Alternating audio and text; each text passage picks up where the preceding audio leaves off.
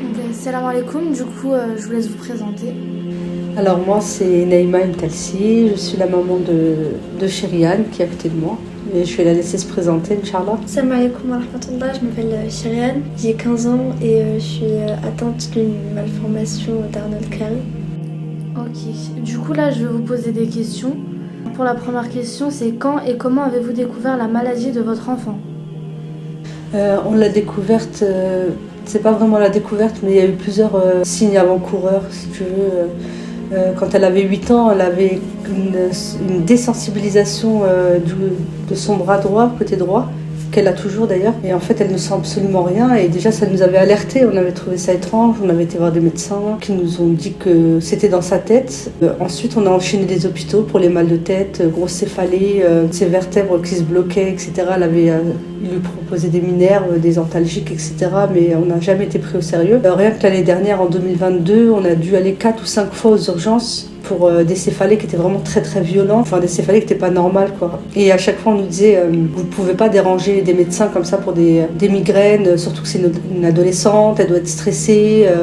Enfin, à chaque fois que j'insistais pour avoir des examens complémentaires pour être rassurée, d'ailleurs je leur ai dit, si vous voulez que j'arrête de venir et que j'arrête de vous embêter, parce que je vous fais perdre votre temps, faites-lui un IRM et une prise de sang, un examen complémentaire, que moi en tant que maman je puisse être rassurée, parce que dire à quelqu'un rentrez chez vous, ce n'est qu'une migraine comme ça, sans même faire d'examen, ça me semble invraisemblable, c'est pas des devins, donc je comprenais pas trop. Par la suite, au lycée, elle a fait sa première perte de connaissance, c'était assez intense et violent, et là je me suis dit non, c'est trop, je vais y retourner, cette fois-ci voir son pédiatre, et je vais insister, il va faire une IRM et on va voir ce qu'elle a, parce que ça semblait être neurologique étant donné que son bras était atteint et que c'était vraiment une partie vraiment très ciblée, et ça m'avait vraiment alertée. Donc après l'IRM, on a reçu il y a 3-4 jours les résultats de Sherian qui annonçait qu'elle avait la maladie d'Arnold Chiari type 1, de type 1.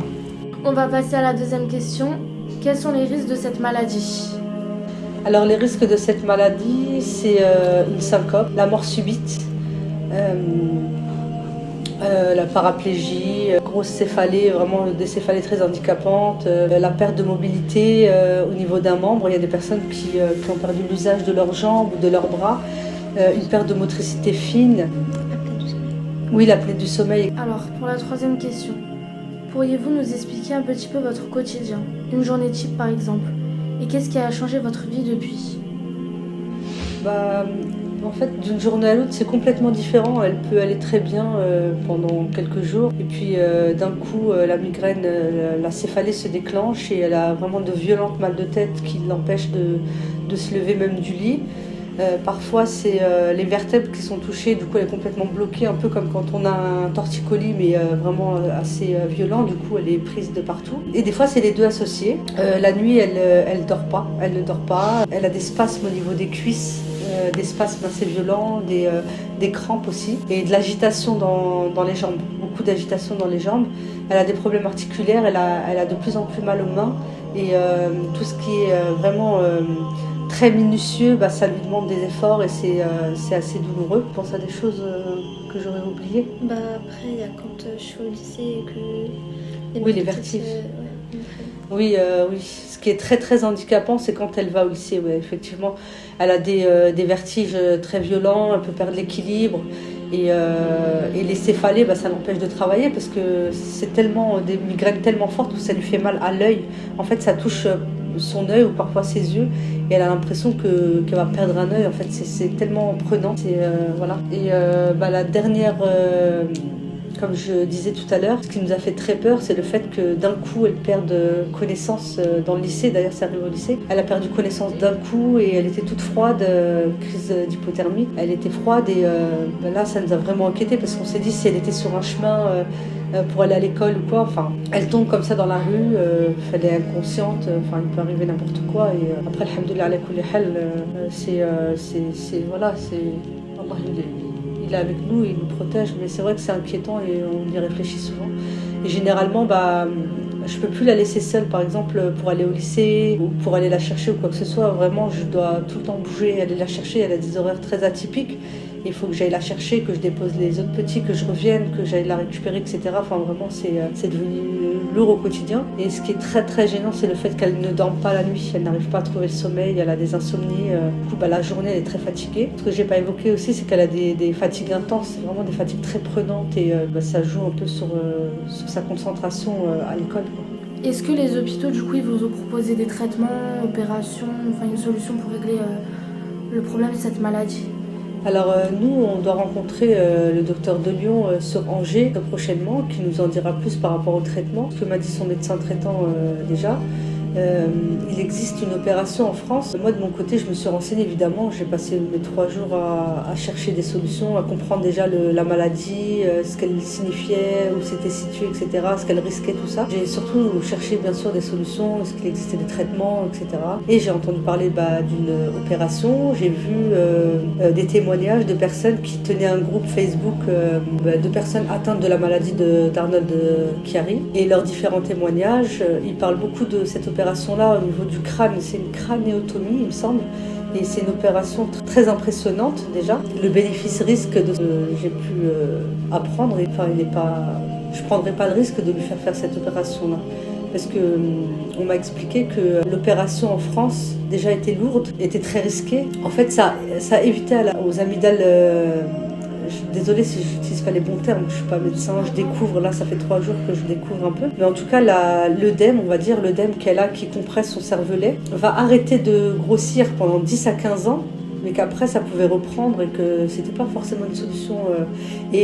L'opération, ce que j'ai retenu surtout, c'est que l'opération comporte d'énormes risques pour ce que ça lui offre, quoi. J'ai continué mes recherches, j'ai pu parler avec une personne qui a écrit le livre Arnold et moi. C'est Mona quelque chose, faudrait que je retrouve. Elle m'a beaucoup parlé. C'est l'une des rares personnes qui a subi les 2 opérations chirurgicales, celle en France et celle en Italie, parce qu'il y a 2 centres possibles, c'est Barcelone et l'Italie, où ils proposent des opérations non invasives. Alors du coup, elle m'a expliqué que, grossièrement, que c'était le pire regret de sa vie et qu'elle regrettait d'avoir fait cette opération-là en France, puisque ça lui avait fait des séquelles irréversibles déjà. Et que ça n'avait rien changé en fait, ses douleurs, etc. Qu'au contraire, quoi, c'était vraiment une expérience très mauvaise pour elle.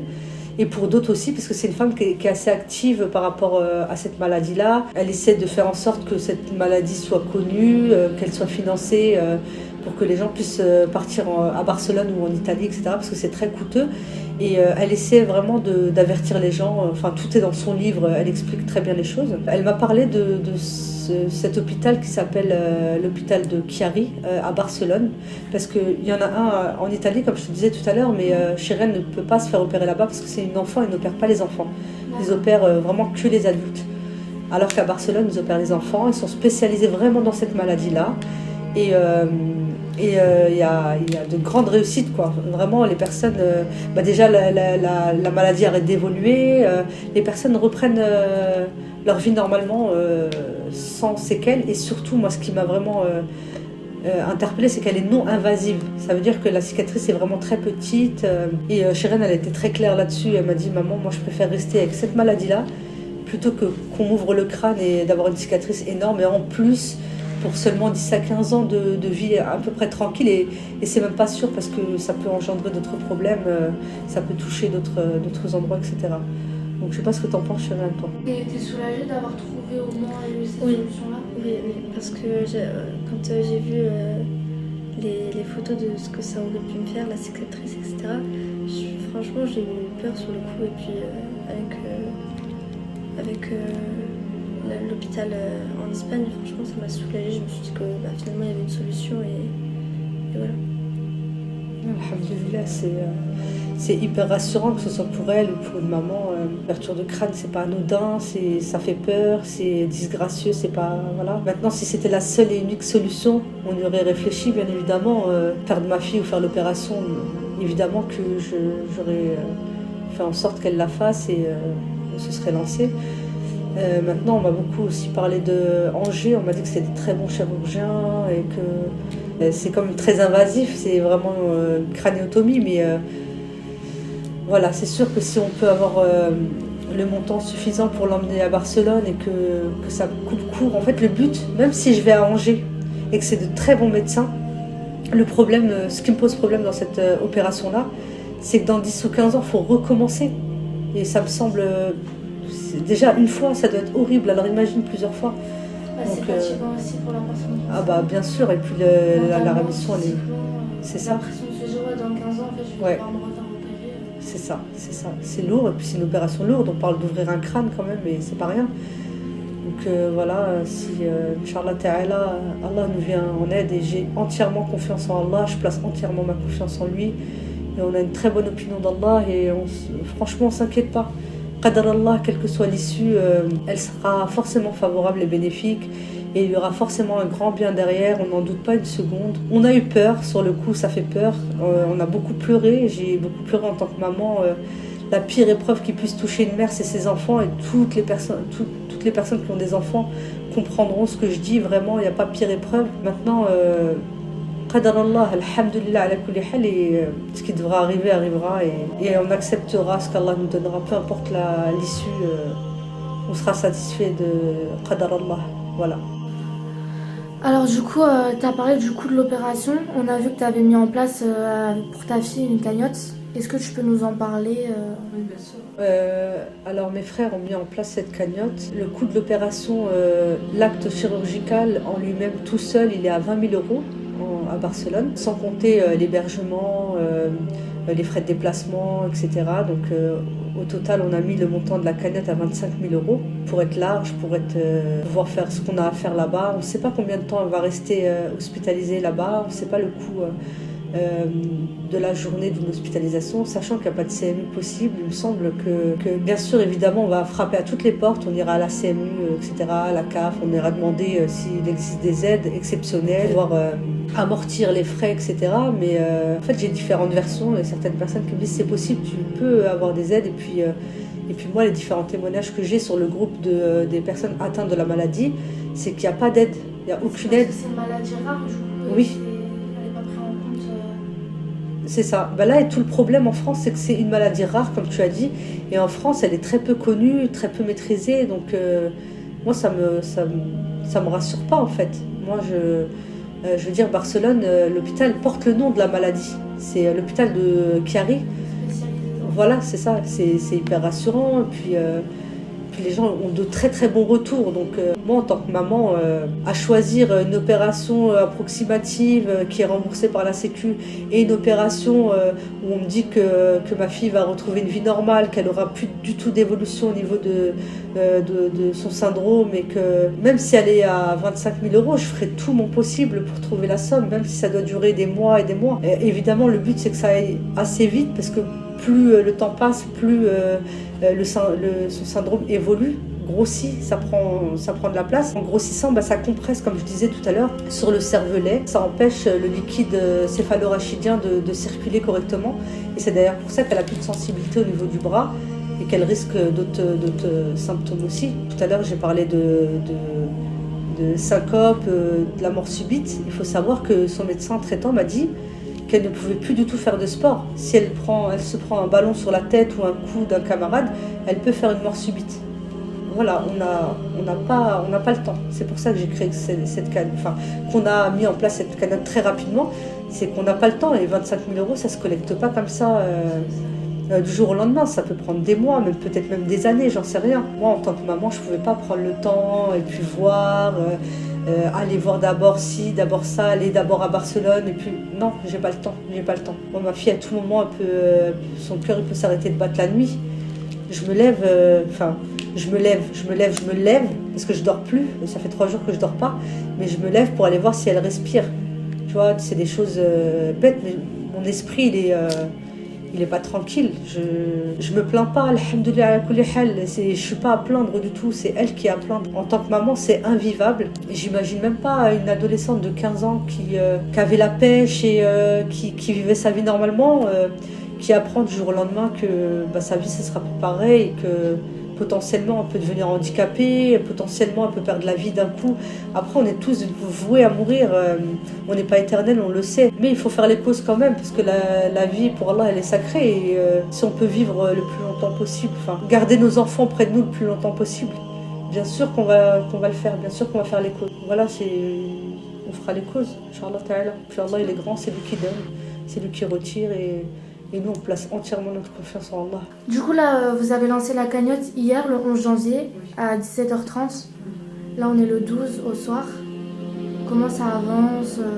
Est-ce que la cagnotte marche? Ça avance très très bien, Allahumma barak. Et en une journée, on a atteint les 3500 €. Là, on doit être à 3500 € à peu près. Les gens ont été vraiment très solidaires. On a reçu beaucoup de soutien, beaucoup d'appels. J'ai reçu des appels de personnes que je ne connaissais pas, qui nous ont dit de pas nous inquiéter, qui nous ont rassurés, qui nous ont remonté le moral. J'ai pu discuter avec des parents dont les enfants avaient la même maladie que ma fille. Et du coup, ça m'a aussi rassurée, confortée dans pas mal de choses, parce que la théorie, puis il y a la pratique, enfin, il y a des gens qui le vivent et c'est quand même différent. Ce que j'ai pu relever, c'est que chaque personne atteinte de ce syndrome va vivre les choses différemment. Tout le monde n'a pas les mêmes réactions. Après, il y a des choses qui se ressemblent, comme le mal de tête, on le retrouve beaucoup, le cou qui se bloque, etc. Les vertiges, les pertes de connaissance, perte de motricité, etc. Perte d'équilibre, perte d'équilibre, etc. Mais chaque personne, selon la grosseur de la masse, selon l'évolution, selon le temps avec lequel la personne a vécu avec, eh ben, les symptômes sont complètement différents. Vraiment, en tout cas, ce que je voulais, c'est remercier les personnes qui ont participé de près ou de loin, ne serait-ce qu'avec des du'as, des invocations, qui nous ont rassurés. Vraiment, ne négligez pas le fait de rassurer une maman, le fait de lui dire quelques mots gentils. Vraiment, ça nous a fait beaucoup de bien, on en avait besoin.